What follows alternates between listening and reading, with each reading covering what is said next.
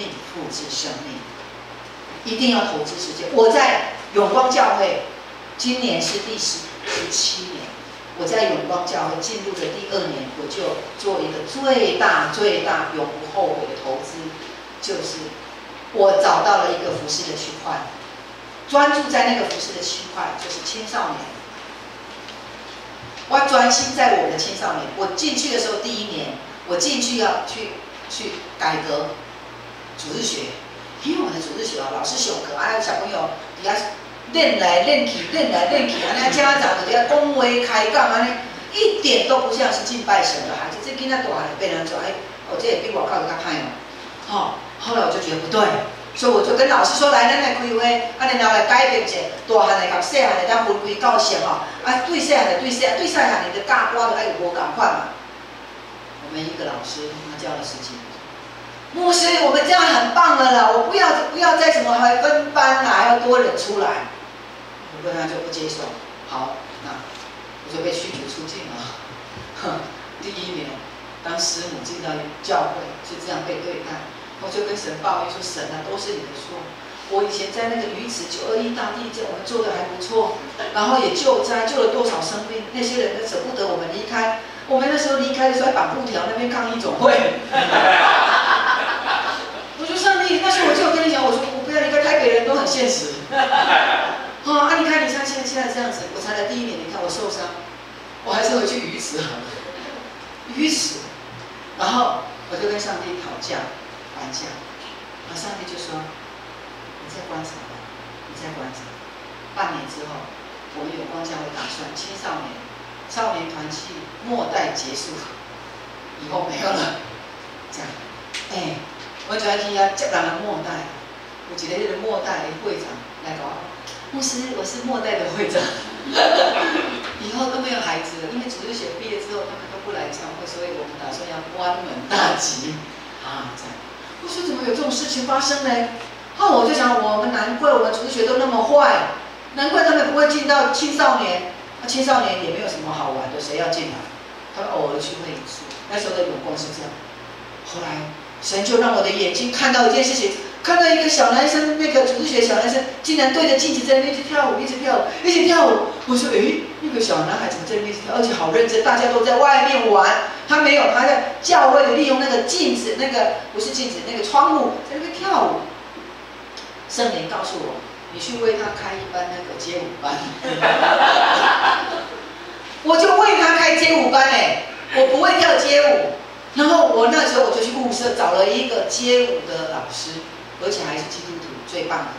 我就跟他谈了我的理念之后，他说他就是要来教这种的教会的青少年街舞，因为他是学校的社团，可是那个不能传福音。我就跟他说：“你来跟我做。”他从那时候做到现在做10几年，所以永光教会的街舞是从那一个小孩开始的。然后那个小孩呢，他是小学6年级，现在已经研究所了。然后就从他开始邀很多的朋友，我们就礼拜6开课，然后他们就邀他们的同学进来这样。所以呢，我们的街舞班礼拜6到现在还有，已经10几年了。所以我们因为来街舞班，然后呢进到教会来的人非常的多，进到青少年来的非常多，生命改变生命。而且他们来跳街舞不是只有跳街舞，一定要带着我们的信仰的课程，还有。他们一来就5个钟头礼拜6下5个钟头那5个钟头跟我们的时间那么长久，他天天听我们的话，他就被洗脑了，所以他就委身在教会里面。而且现在这些孩子都已经在做服事，而且他们在教下一代。所以你们知道吗？我们台湾过去呢有那个新加坡康熙牧师有没有？他们来我们这边办那个什么街舞比赛，全国的教会都可以报名。永光教会就改报名，然后报名，他们很严格初赛、复赛、再决赛，这样初赛我们就自己跳，然后呢跳完了就录影起来，然后就寄过去给他们，然后他们就会去评审，评审完了之后，他们就选5队，然后选5队之后呢，他们就过来，我们5队再决赛。然后5队他们就派他们的导演，还有他们的那些的那个评审都来，在新生命小组教会。那时候我们就去比赛，哇，5个教会，有行道会，有灵粮堂，有很多，就只有永光教会是长老会的这样。好，我们去的时候啊，我们眼睛就为之一亮。哇，那些行道会，他们那个女生那个舞者都穿得好露哦。那个怎么屁股都看到一半了？我们就说，这个不是教会的街舞吗？怎么会是穿这样？我说啊，这个不符合信仰规定。我们呢就穿的包得紧紧的，上面还有个十字架。然后的话，大家都是非常的爱神，非常的保守。结果呢，我们要那个录影呢，要表演之前呢，我们已经跳过了，我们跳得很好，在5个当中我们第1名，跳得太好了。那个导演就来找我，牧师啊，跟你讨论一下，下一次复赛的时候，可不可以请你们的小孩呢穿露一点？我说哪有这回事？我说我们不是教会吗？他说是啊。我们是教，但是我们是为了要去外面得人，得人要用肉体来得人吗？我就很不以为意，然后我很生气，他就叫我们穿露一点，这样，我们都包得紧紧的，而且衣服还是我们自己做的，十字架还是我们自己穿那个亮片上去的，然后他叫我们穿露一点，哇，然后呢，那个舞蹈老师，我们的舞蹈老师就叫过来，新加坡的那个导演跟他讲的时候，他当场哭出来。他当场哭起来，他说：“牧师怎么会这样子？怎么会叫我们穿露一点呢？我觉得这不是我们的信仰。”这样，后来我就安慰他，我说：“我们还是捍卫耶稣基督对我们的教导，我们还是要保守，我们保持我们的肉体的圣洁，也不要给人犯罪。那我们就坚持你穿这样子复赛啊。如果他不要让我们复赛，算了，没关系，就这样。”好，结果我就去跟那个导演讲。好，那个导演说：“哎呀，不要这个样子啦！我们现在要得人哦，就是要用现代的方式啊！啊，你们这个舞蹈才跳得很棒，就差那个衣服啦，拜托了。”我就跟他说：“好，那就这样，我们就不比赛，我们把机会让给别人。”这样。好了，我就跟老师说：“没关系，我们这样已经很棒，我们回家吧。”回家哦，我们就回来。结果他们那边打电话说：“一定要复赛，因为我们跳得太棒，而且他们要让人家看的就是我们的孩子这种充满了喜乐，而且他们跳的是真正的街舞，外面的街舞，我们跳的是赞美的街舞，是诗歌，外国诗歌的街舞，所以他们很喜欢。好啦，去复赛，我们也去复赛，还是穿那一套。啊，我想没关系啊，没关系，没有冠军没关系。那天呢，我不敢去礼拜6的比赛，我不敢去看，你知道吗？在台大巨蛋6000人，然后呢，那个时候已经剩下3队比赛，3队比赛，然后我就不敢去，我就说你们自己比赛，然后我就跟他们先心理建设，我跟你们说哦，你们非常的棒，那这次呢我们都当做表演赛就好了，没有得比没关系哦，因为他们要求是这样，因为我们没有办法达到要求，但是既然有这个舞台，我们就为神而跳。好，那你们就上去尽力来跳就好了。这样好了，那你知道我那一天晚上呢，就在教会里边司琴，圣歌队在练习。一个姐妹就跑过来，牧师，他们比赛完了，然后你知道我的心情就有一点沉的。牧师已经比赛完，我就好，牧师第1名啊！我6天6有第1名啊，真的第1名啊，你知道吗？我那时候事情完的时候，我赶快跑去，我就赶快跑到那个台大那个我去，然后他们结束之后，他们就那个评审讲评，6个评审，每一个评审都在讲的时候，他就讲，他说我看到永光的这一群的年轻人，他们那时候大概都国中高中，我看见他们不是只有在跳舞，他们是在赞美神。你看他们的脸上所流露出的那种的荣光，这个不是一般外面的街舞可以表现。他说：“你们另外2个你们技巧很棒，但是你们是在跳一个街舞，你们是为跳而跳，他们是为上帝而跳舞，竟然就给他们冠军。你看看，我们长老会，我那时候我都不说我们是永光，我说我们长老会在那一次的第1届的街舞全国大赛。”长老会拿到冠军，阿妹，阿妹，然后他们就说：“怎么可能是长老会？长老会怎么会有这群的孩子？”对，所以就这样子，所以呢，各教派他们都知道永光的舞团，我们到现在仍然有舞团，我们透过舞团在传福音，我们透过舞团在传福音，甚至因为舞团这些孩子进到青少年，他们住树林、住淡水、住各个地方。我们的青少年是礼拜六晚上7点到10点聚会，然后呢隔天主日礼拜呢，他们都参加主日礼拜，所以礼拜六参加青少年，礼拜天参加主日，接着呢他们有开会什么他们做，所以他们都礼拜六从树林来的，礼拜5就先来了，礼拜六就住在教会，有教室嘛，那就打地铺，已经住了3、4年了，就打地铺。所以礼拜六晚上我们教会的教室大概会有从比较远来，大概会有5个会住在教室，就住在教会，这就是他们在教会生活。你要让他住在教会，当然会比住在外面好，对不对？比住在家里好，因为他们家里都没信主，他爸爸妈妈都很放心，你去多教会，多少年级呀？所以他们家就很多就住在教会呀。所以这样永光教会在青少年当中，他们有一股这样的一个热情哈。好，所以那种爱人的心，而且是愿意自由奉献你的时间出来，而且要有良好的态度。好，我们再来看看我们的领袖要有4个伟大的一个态度来。第一个是谦卑。好，我们来念这个经文好吗？来，请。我凭着所赐我的恩，对你们个人说，不要看自己过于所当看的，要照着神所分给个人信心的大小，看得合乎中道。好 ，OK。好，谦卑，我想我们都也很乐意在神的面前学习耶稣基督他的一个谦卑哈。好，再来是积极这边呢也有一句很棒的话，我们来念一下来。悲观者在每个机会里看到困难，乐观者在每次困难里见到机会。好，你呢？你是属于哪一种的？悲观的还是乐观的？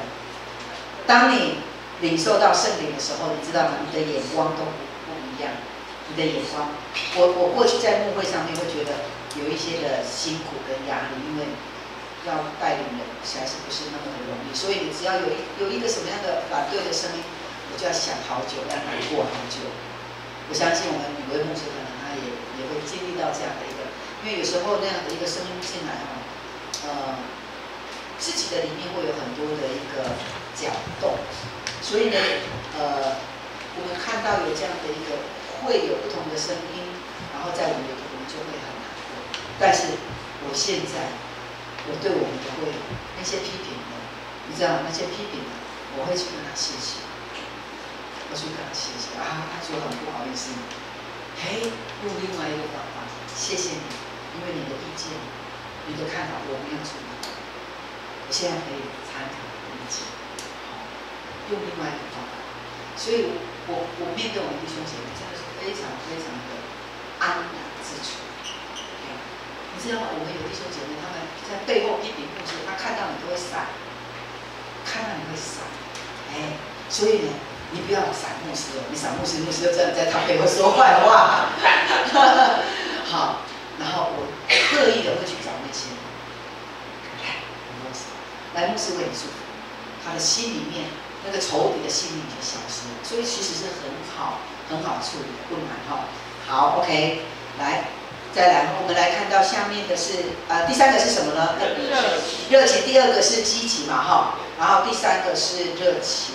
你热情吗？你热情吗？要热情。我刚刚进到教会的时候，我的感觉，我们的教会的同工很热情。我刚刚碰到是长老年尤长老，郭长老，他真的是门面。而且对他一进来那种的热情，就让我马上宾至如归的感觉。对啊，你看多好。然后我进来再看到我们的伟凡，对不对？伟凡嘛哈，对，还有我们的弟兄姐妹。哇，你们每一个，我跟你说，你不是人，我不是，你是天使。阿妹，因为你属灵的生命已经超过你这个肉体的人，你是天使，你是人上人了。阿妹，这就是上帝给我们嘉光教友这么棒的一群在这里。所以呢，我们呢一定要有一个非常热情的态度，然后呢带我们的弟兄姐妹小组的组员也要有一个热情的态度。因此呢，好，我们再来看，也要有甘心乐意。我觉得这个甘心乐意太重要了。有一个甘心乐意的心。好，你甘心乐意会带给你5样的东西是什么呢？那会释放你里面的什么能力哦？好，然后呢，它会带给你极大的能量，也会为你带来策略，会让你成为受教，也会让你享受在神的祝福里边。你在服事上面有没有太牵强？会吗？在我们的教会哈，我们采用的方式，我们教会到现在都不缺人才，因为我惊到我有一个同学，他在一个比较弱小的教会牧会，然后他有一个姐妹会司琴，他跟我说，哇，他每一次要司琴都要看那个姐妹的脸色，因为那个姐妹她自己也在教学生，然后教会这边如果要司琴的话，她总是迟到，然后也就给牧师脸色看，牧师看很难过，又没有，因为教会想没有其他的人可以司琴，所以我就跟神说，神，我宁缺毋滥。如果那个人不愿意服侍，不用，我们清唱，这样。那在永光教会打从一开始，然后呢，我们就在这些的服侍的人员当中慢慢的去调整。然后呢，我们因为有乐团嘛，有乐团，然后各音乐方面我们非常的强的，因为我跟周牧师，我们2个都是圣乐团出身的，我们是乐团出身的，还没有结婚以前，我们还不认识之前，结婚了之后才知道，原来他之前呢，周牧师之前是在餐厅弹贝斯的，也是乐团的。他跟那个以前的叫小虫，不是大虫，是小虫。小虫可能认识。他跟他同乐团。我是在餐厅钢琴师，我是餐厅的钢琴师。后来我们结婚之后才知道，原来上帝就把我们这样放在一起。那我们永光教，我们对于服事的要求很高。我们现在有3个乐团。那我们的3个乐团呢，我都要甘心乐意的。还有就是说，他要在台上服事，台上服事的每一个人都是祭司，跟牧师是同等的。所以你在各方面，包括你底下的生活、台上的生活一样一致。你不能够在台上司琴很好看，然后在台下的生活敬拜都不再敬拜，这个一定会被我们淘汰。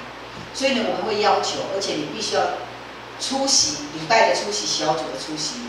包括你尾声的薪资，而且都是牧师挑的，都是精良。因为唯有好的上来，接下来的才会生命复制生命。我们有一个女孩子，她那时候是读音乐班，然后呢，轮到她司琴的时候呢，我们是9点第一场，她几点来？她8点50分来，8点50分来。然后当她来的时候，我就跟她说：“你为什么8点50分才来？9点要礼拜。”他就说是因为我吃早餐。我说你可以早一点吃。然后我就跟他说，你没有预备心，你坐在底下，你今天不要司琴。他就坐在底下，谁弹？还好我会弹。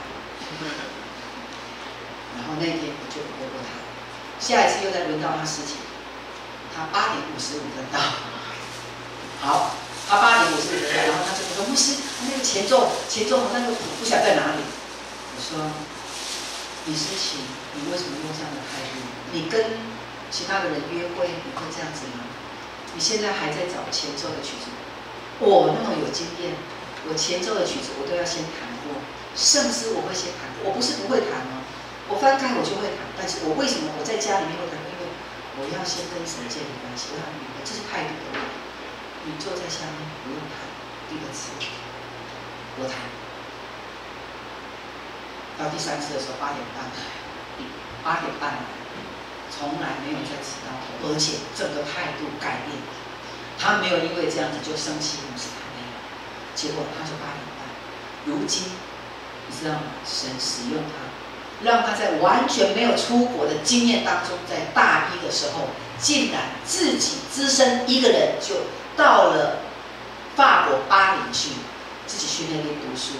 然后自己去那边考音乐系，结果呢，现在已经经过几年，考到法国的巴黎高等音乐学院，然后在那边呢，他是低音提琴手，低音提琴手。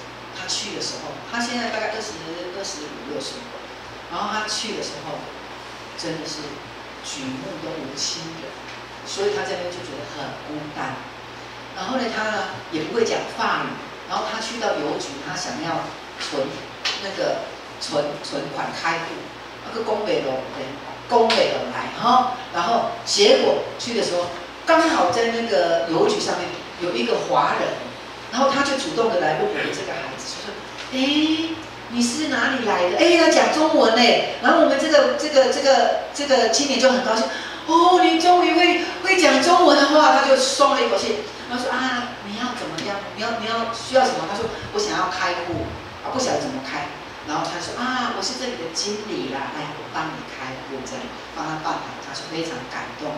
那个经理一听他说他是那个第一大提琴的那个，所以他说：“哦，你是来学音乐的哦？啊，阮的邮局内面哦，嘛有一个乐团呢，哦，啊，无你来给阮参加。啊，这个青年啊，因为那边没有亲人嘛，所以刚好有这样，而且都是我们华人，很多华人，然后跟外国人，哎，他就想啊有伴，以后有些投靠，哎，他就来参加。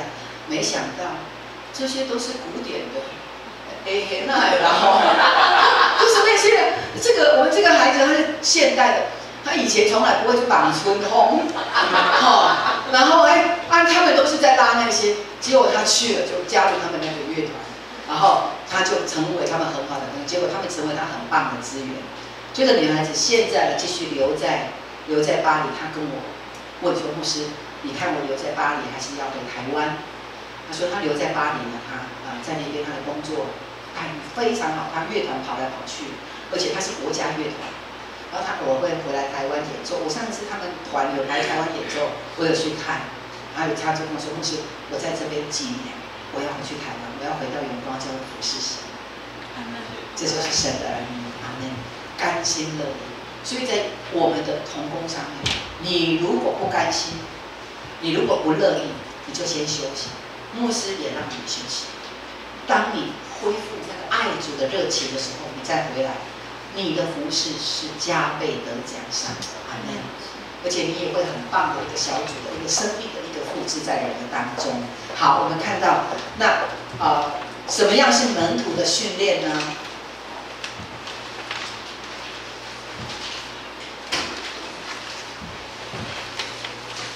伟凡，是不是少印了？后面还有。OK， 后面还有。好，门徒训练很简单，就耶稣说的什么呢？到我这里，然后呢，与我同在，跟随我。好，门徒训练我不用讲太讲，我不用讲太说，就是这三点。第一个是什么？到我这里。第二个？与我同在。第三个？跟随我。你如果要让人跟随你，你必须要先成为门徒。耶稣的12个门徒，你看我们来看一下，他给他们一个比他们自己更大的意向。亲爱的弟兄姐妹，你对你的主人，一定要对他的生命有计划，他不能够跟你5年还是这个样子。你一定要勇于对你的主人、对你的弟兄姐妹有计划。什么样的计划？你要计划他今年他必须要接受怎么样的装备，可能到明年他必须要做什么样的服事，然后呢，成为小组长，成为他执事。执事不是空降的，执事是要一步一步踏实的奠基走上来，有根基的走上。你一定要对你的主人有计划，阿们吗？因为在神国里面的生命，每一个生命是多么的珍贵，神把它带到你的面前里面来，是让你濡养它。你既然让它自生自灭，所以我们要对我们的组员弟兄姐妹要有计划。你要把你那个大的意向放在他的面前，让他看到更大的意向，他才知道说，我进到家光教会，我跟随我的小组长，我跟随我的牧师，我是有方向的，我知道我要到哪里去。永光教会常常都要给弟兄姐妹有清楚的意向，带着他们走，他们也就这样跟上来。所以我说，为什么我们不缺乏那些的同工？因为我们有意向，所以我们的弟兄姐妹在跟随上面，其实我在牧养他们很轻松，因为他们真的非常的配合，然后也很顺服，甚至他们很体贴牧师，非常的体贴牧师。我们只要有什么样的事情，然后呢，他们来，可能有人要来找同工什么，然后要来找牧师，他们就先问，请问你找牧师不晓得有什么样的事情，我可不可以来帮助你？他们就会想让牧师能够有更多的时间，休息也好，做牧师的事情也好，因为太多弟兄姐妹都要找牧师，牧师很乐意服侍，但是牧师的体力会不够，所以当会有多到一个程度的时候，牧师的体力的一个分支，有时候会让牧师他疲不堪言，但是他的灵里面却是喜乐的，但是真的那个体力，所以譬如说像我这几天，因为我们加光教的服饰，再加上永光教会的服饰，所以我们必须要自己写教材，所以我就哇，一天到晚一整天我都是在想，连晚上也都在想。我昨天晚上要睡觉之前，把你的教会用一个意象想过一次，因为我知道神今天让我来到这里，绝对不是让我白白来到这里，因为神他说要我为你们做事。我说神啊，我真的不知道我能做什么事，但是我知道我已经看到你如此的爱家同教会的弟兄姐妹。我真的进来的时候，我看到说主，我谢谢你，这个教会真的非常非常的卓越，神他要大大祝福。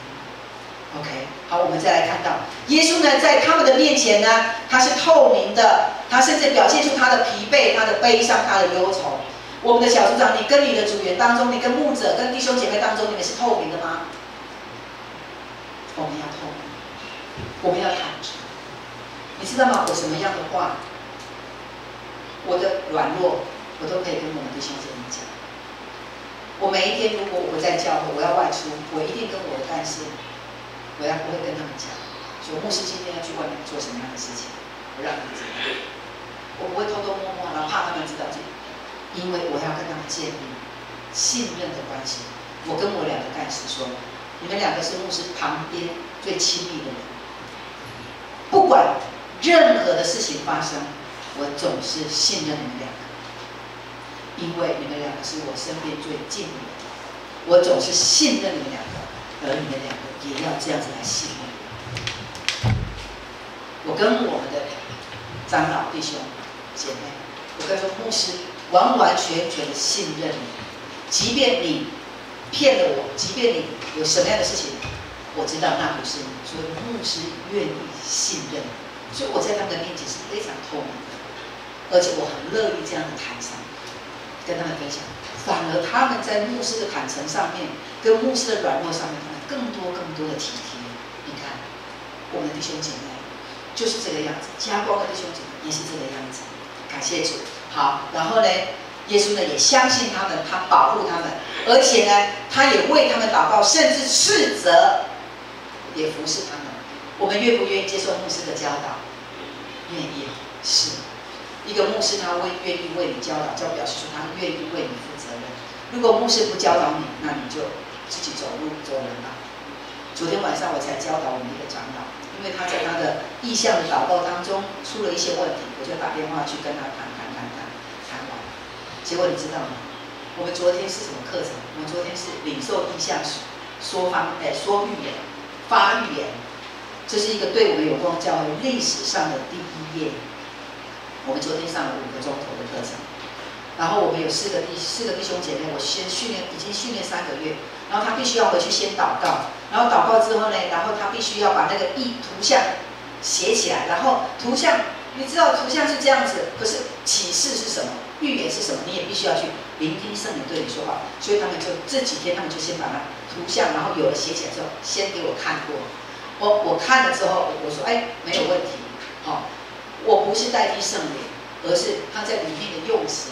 可能有一些比较是责备的，我要跟他说这个可能要调整一下，不要让人家你对他发预言，结果都是在责备他，那以后他不要让你发预言了。那因为预言呢，单纯性的预言是造就劝勉跟安慰。好 ，OK， 所以我就告诉他，他接受了。我是的，昨天上课的时候，你知道吗？我心惊胆跳。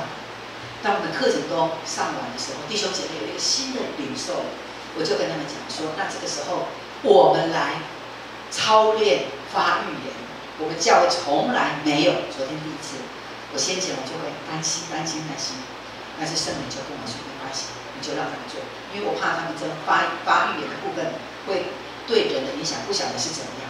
结果昨天呢，他们就开开始，然后呢，他们也不晓得是谁哦。比如说，好，我抽到1号，1号我不知道是谁，我就是在祷告当中说，主啊，我为1号来祷告，然后这样，哎，有什么图像，然后神对他的启示什么，好这样，先写下来，不是当场，因为还没有操练到可以当场，先写下来。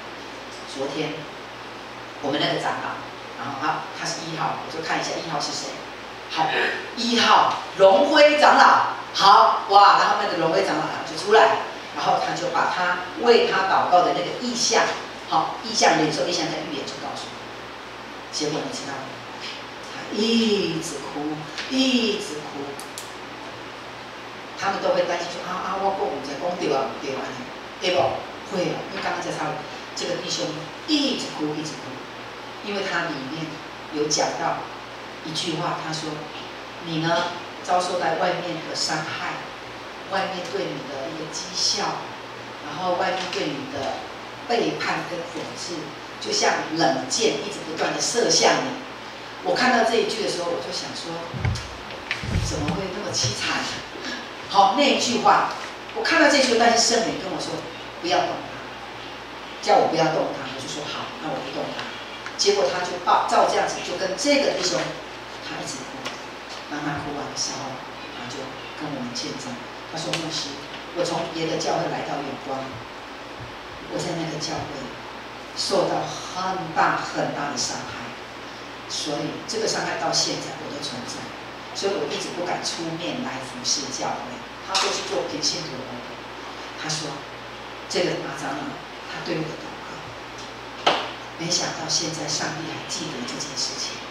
一个大男人一直哭，他的太太也一直哭，来跟我说牧师，我不晓得怎么跟他讲，因为每一次讲到这个他就生气，他就不讲。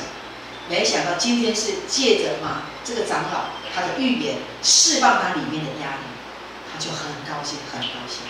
后面来的第2个、第3个、第4个，竟然每一个都出来见证说，他怎么知道我喜欢喝咖啡？因为图像里面有说到他喝咖啡啊，果真他是一个喝咖啡的人，然后在喝咖啡上，又说，看一下，我们昨天就这样第一次领受，并且是多多的得着，阿们吗？我们要勇敢去领受神的意象。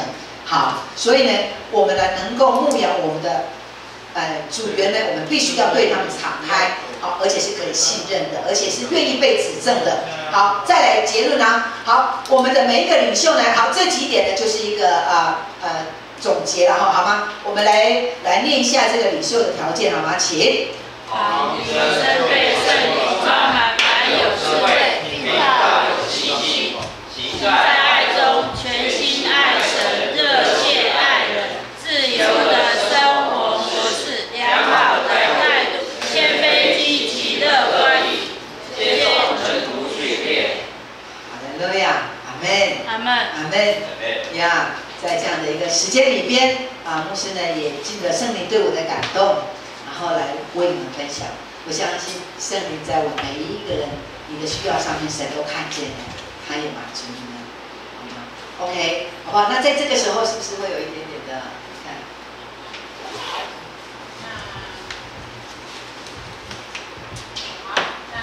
我很谢谢潘牧师他真的用虽然很短的时间但是真的是把一个我觉得好像就是很想掏出来他很多的这些东西能够来帮助我们对我们说话。好，不知道大家有没有什么想要请教牧师的问题因为我们时间不多可能再开放1位、2位，如果要问。